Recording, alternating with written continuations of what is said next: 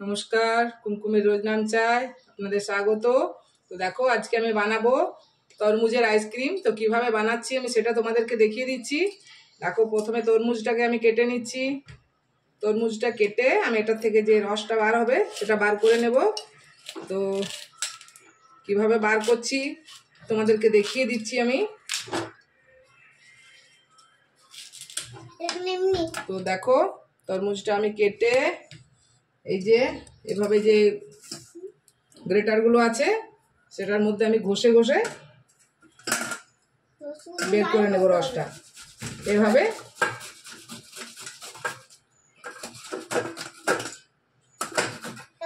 সরো সরো সরো, তুমি সরো।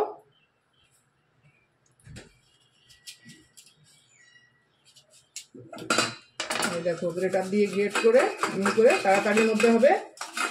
তো দেখো, আমার গ্রেট করা হয়ে গেছে। এবার আমি একটু এই যে মিক্সারের জারে দিয়ে একটু আমি ব্লেন্ডিং করে নিচ্ছি, তাহলে ভালোভাবে রসটা বেরিয়ে যাবে। আমি রসটা দেখো হয়ে গেছে ব্লেন্ড করা। এবার আমি একটা ছাঁকনি দিয়ে পুরোটা ছেড়কে নেব, রসটা বের করে নেব।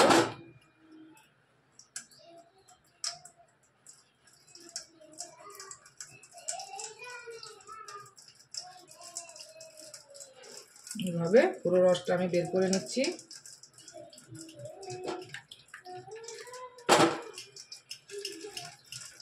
এই দেখো, ছেঁকে বার করে নিয়েছি পুরো রসটা। তো এবার দেখো আমি কি করছি। এবার আমি একটা গ্যাসটা জ্বালিয়ে নিচ্ছি। গ্যাসটা জ্বালিয়ে আমি কড়াই বসিয়ে দিলাম। এই দেখো, এবার আমি যে রসটা আছে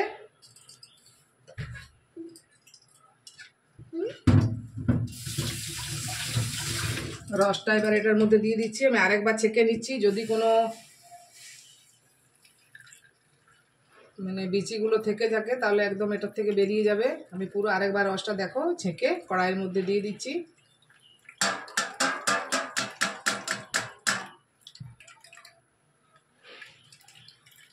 দেখো, একটা বীজ ছিল। কর্নফ্লাওয়ার মিশিয়ে দিলাম। কর্নফ্লাওয়ারটা ভালো করে মিশিয়ে নিচ্ছি। এই দেখো, কর্নফ্লাওয়ার মেশালাম 2 চামচ। এবারে কর্নফ্লাওয়ারটা দিয়ে আমি আর একটু ভালো করে ফুটিয়ে নেব। দেখো, এটা হয়ে গেছে। এবার আমি এটাকে ঠান্ডা হতে দেব।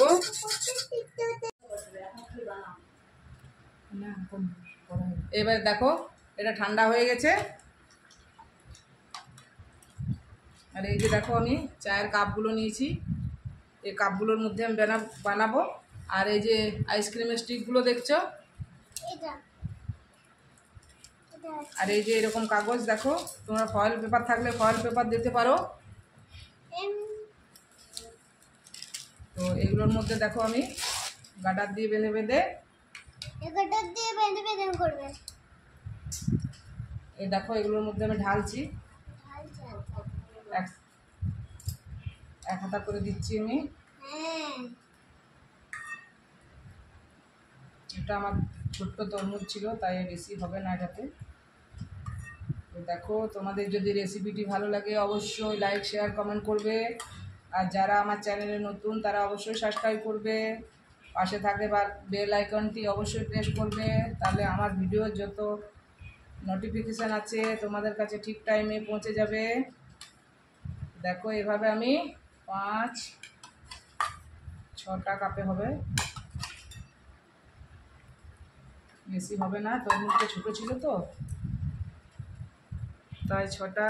আর আরেকটা হবে, এর একটা অর্ধেকটা হবে। এটার মধ্যে ঢেলে নিচ্ছি আমি।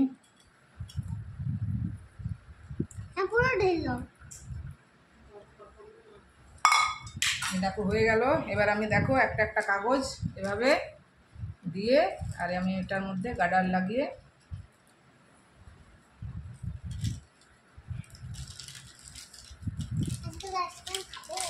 এই দেখো এইভাবে প্রত্যেকটা আমি করে নিচ্ছি।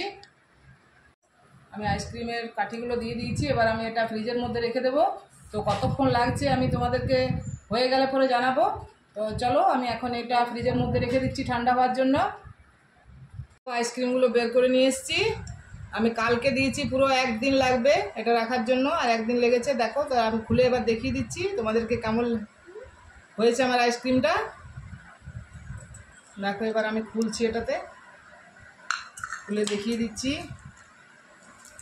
দেখো হ্যাঁ, খুলতে হবে না, এই দেখো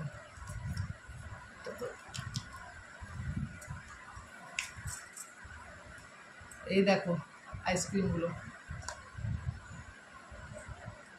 একটা খুললাম। দাঁড়াও দাঁড়াও দাঁড়াও, পুরো সবগুলো খুলে নিই।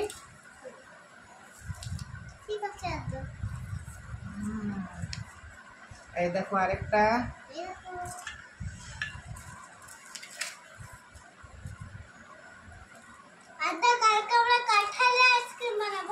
হ্যাঁ, সব বানাবো আমরা। এই দেখো 4টে, আবার 5টা হবে।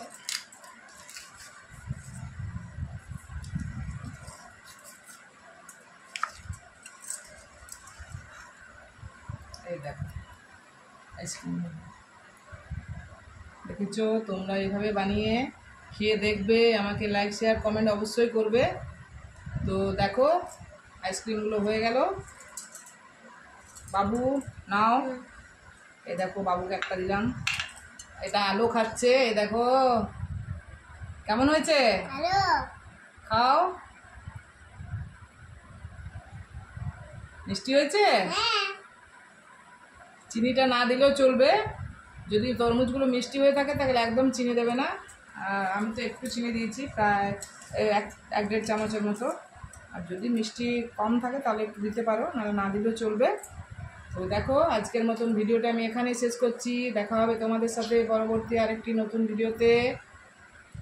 বাই।